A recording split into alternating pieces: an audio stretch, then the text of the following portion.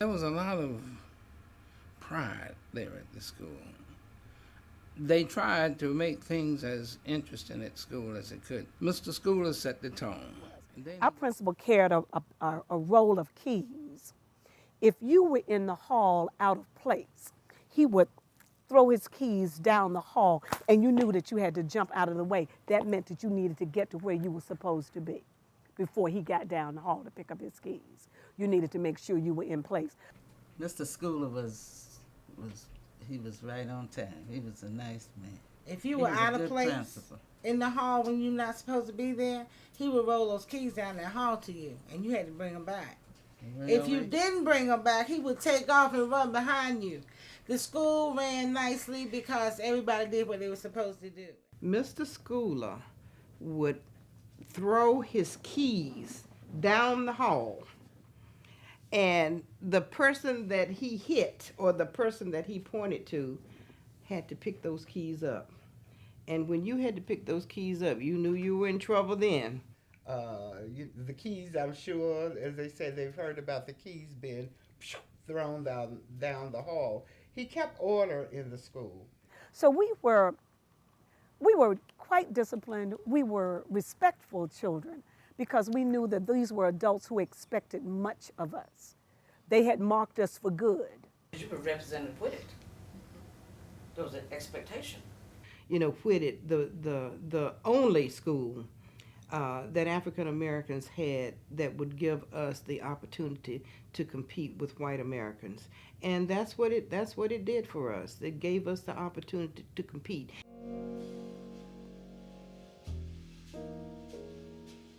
There was a camaraderie and there was a focus on kids, having the kids become the best they could be. And that was truer, I believe, during segregation than it has been during integration. I believe that now people are beginning to see that they've created problems with not having high enough expectations for African Americans who are in their classes. See, these were our schools, because we were segregated at the time. They were our schools in our neighborhoods. So when they started integrating, kids went this way and that way. It still remained to us as our school, you know. We were certainly separate and unequal, and so they couldn't support separate schools, and they decided what schools would be closed. And so the integration brought about the closing of those various black schools. And when that happened, the city focused on other issues like busing. They didn't focus on those neighborhoods anymore. They kept the neighborhoods up because that's where the schools were. And the schools kept up the property value. But when the schools closed, it changed the neighborhood. And a few years after Whitted closed, the neighborhood started changing. And so it started to run down, and houses became boarded up.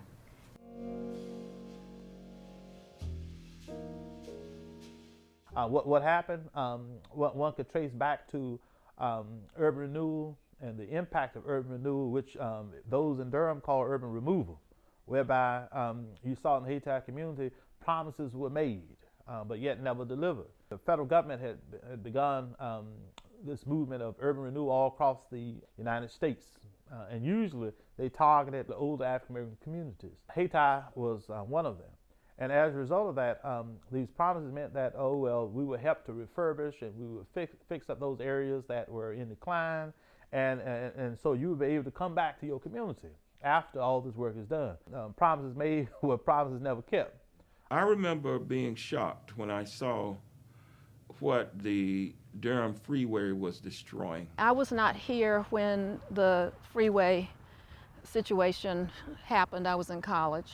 And when I came home, I remember my grandfather being very depressed because they had forced him to sell his house and they had no power. They didn't have city council members at that point that were African American advocating for our side of town. So that was the demise of it. You can subdivide Hayti into multiple landmarks within Hayti. You know, the Service Printing Company, the Berry Company, the Regal Theater, the Biltmore Hotel, the Merrick House, the Aaron Moore House, White Rock Baptist Church.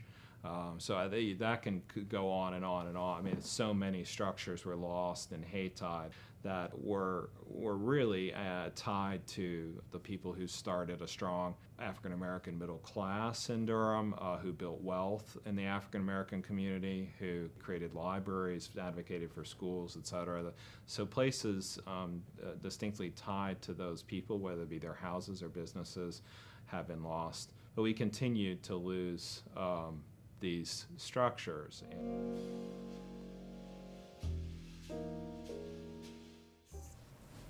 It's just sickening. It's, you know, that's where I went to school when I was 7 years old. And that's where I grew up there. Now I go there and the windows are out and it's just not the same. It's no people there, you know, and it's heartbreaking. It really is. To have all of these memories and hear all of these sounds in your head that were in the hall, you know, and get pictures of what was, you know. It's sad to see the building go down like that. It's just, it's like going to a funeral home where there's no bodies, you know. It's like, it needs to be something else, you know. Something needs to be done. I'm at the historic site, the first Hillside.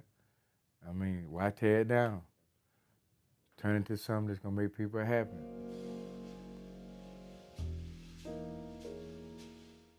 As I drove over and looked at, when I looked at the school itself, I saw the boarded, the broken windows, the obvious deterioration of the building.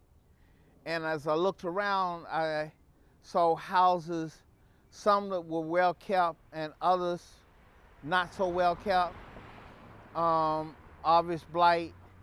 And I was wondering, I mean, this is the kind of project that could stimulate the revitalization of a neighborhood. There are a couple of other old schools in Durham, like the Lyon Park school, that have been converted to where they're serving a community purpose now.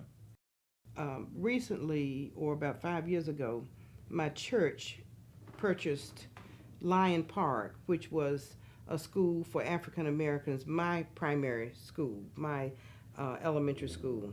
And now that school is doing so much for so many people because there's a daycare in it for children. There's a place that senior citizens can go. There are some medical facilities in that building that would assist people in the neighborhood. 4 kids got caught in Houghton School playing basketball. They didn't break in, they came through a window. Only place he could see tracks on a dusted, boarded up school was in the gymnasium. I thought it was symbolic that these children made a decision before the public made a decision about where the recreation center should be. It was boarded up a lot like Whitted School, glasses broken out of it. It was abandoned, and decay was all around the school, on the streets and neighborhoods abutting the school.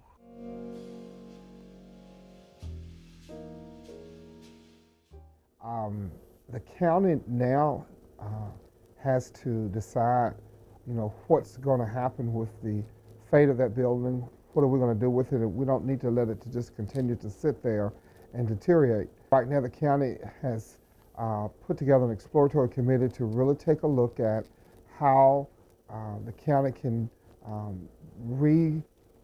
revitalize that particular building, renovate it, and make it useful to the community. With respect to Whitted School, the city of Durham has made it a priority in terms of beginning to reinvigorate some of our inner city neighborhoods. One of our priorities is over in the Rolling Hill South Side neighborhood. If you look at that community where the Whitted School is, right next to it the city has a park, Hillside Park. So it could be sort of the center of a revitalization of that community. You've got a facility such as that, you've got a park right next to it. It's a structure where we can use. It's a vital part of the community, and we can certainly use it. So I want to see it restored and vital. It makes me a little bit sad when I see Whitted looking the way it looks now, and I am glad to know that it will be renovated. Why have a table with only 3 legs? All right? If one leg is weak, you improve the 4th leg. And when you do that, you make a better table. We can make Southside a better part of a better city.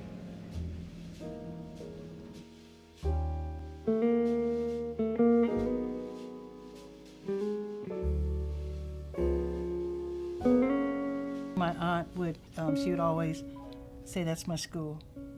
You know, it was vacant, but she always pointed at it, and then she'd say, "And that's my school." And she'd always point at Whitted. So even the fog of Alzheimer's, she never forgot Whitted.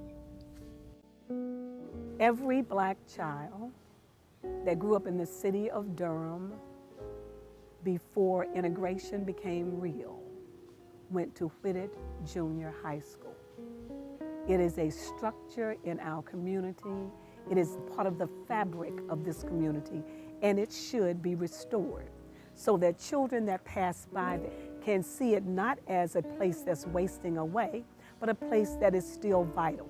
If I could, I'd like to see it open up again. I'd like to hear the sounds of the students going down the hall again. I'd like to see the pictures of the students walking in the building. And I'd like to hear a band marching out on the field and hearing the sound of the football team. Think of going to a history class in this building, you know, where you repurpose this building for the purpose of teaching kids about where they've come from.